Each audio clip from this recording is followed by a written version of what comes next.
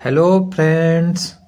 आज हम banking sector की एक कमाल की कंपनी के बारे में बात करने जा रहे हैं जिनका नाम है बंधन बैंक। ये एक कमर्शियल बैंक है जो कि 2014 में स्थापित हुई थी और इसकी पहुंच वर्ल्ड भारत भर में है और ये खास तौर पे माइक्रो बैंकिंग सेक्टर में लगे हुए हैं जो कि छोटे व्यापारियों को ऋण उपलब्ध कराते हैं।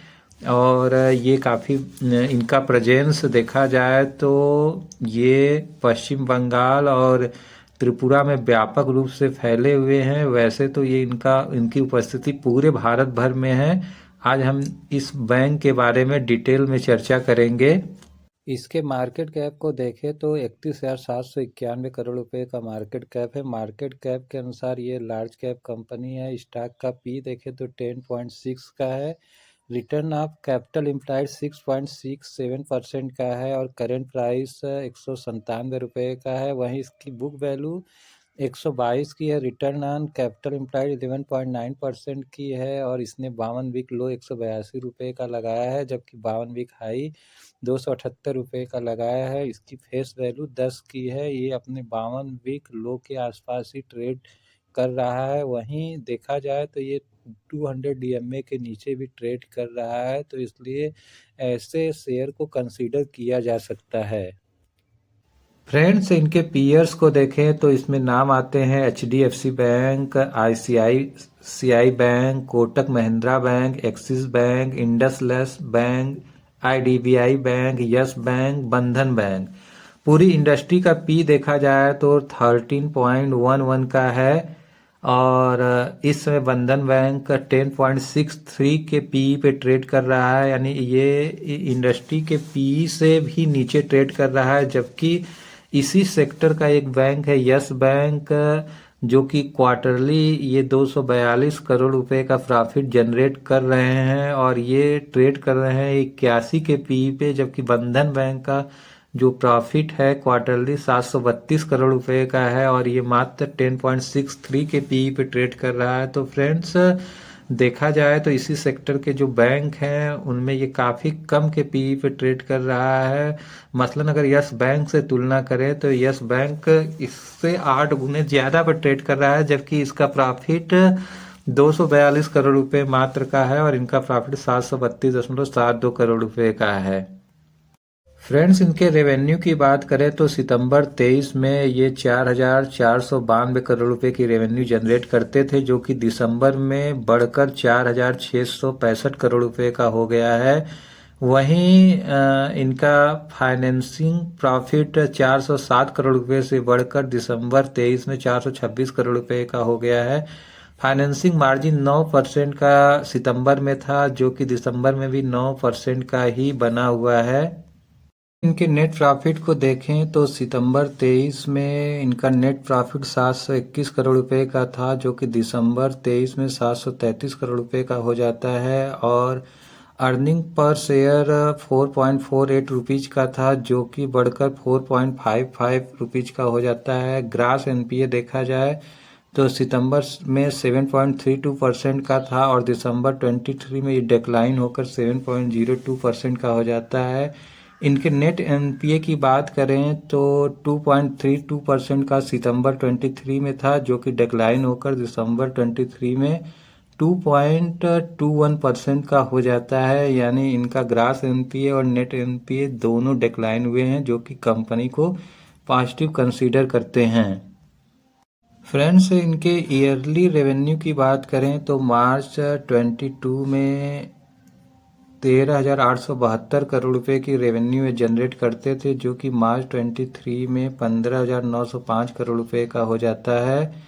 और वहीं ट्रेलिंग 12 मंथ में ये 17,949 करोड़ रुपए का है। और फाइनेंसिंग प्रॉफिट की बात करें तो मार्च 22 में ये माइनस में था, जो कि मार्च 23 में पॉजिटिव हुआ 567 करोड़ रुपए का और ट्रेलिंग 12 मंथ में ये 1840 करोड़ रुपए का रहा।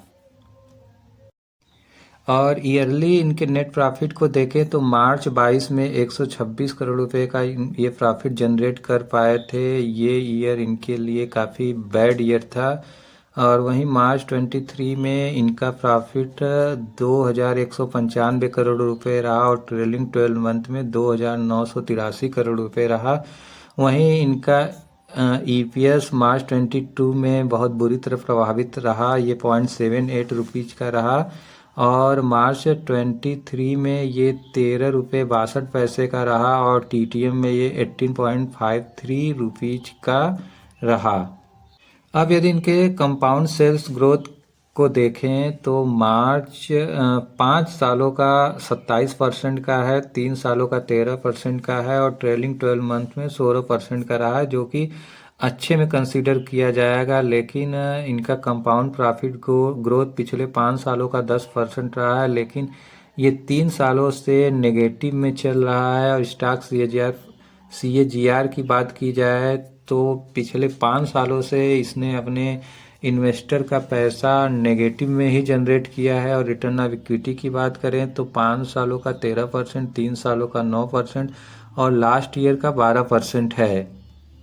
वहीं ईयरली रिजर्व की बात की जाए तो मार्च 22 में ये 15,770 करोड़ रुपए का रिजर्व इनके पास था, जो कि मार्च 23 में बढ़कर 17,973 करोड़ रुपए का हो चुका है। और इनका बारोइंग देखें तो मार्च 22 में 1,16,252 करोड़ रुपए का इनके ऊपर कर्ज था, जो कि मार्च 23 में 1,32,780 करोड़ रुपए का हो चुका है।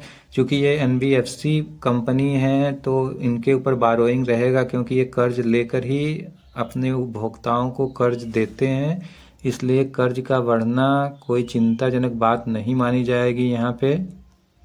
इनके कैश फ्लो को देखें तो पिछले मार्च 21 में ये नेगेटिव था, फिर मार्च 22 में ये पॉजिटिव था, लेकिन मार्च 23 में ये फिर नेगेटिव हो गया है। कैश फ्लो का नेगेटिव होना नेगेटिव ही कंसीडर किया जाएगा यहाँ पे।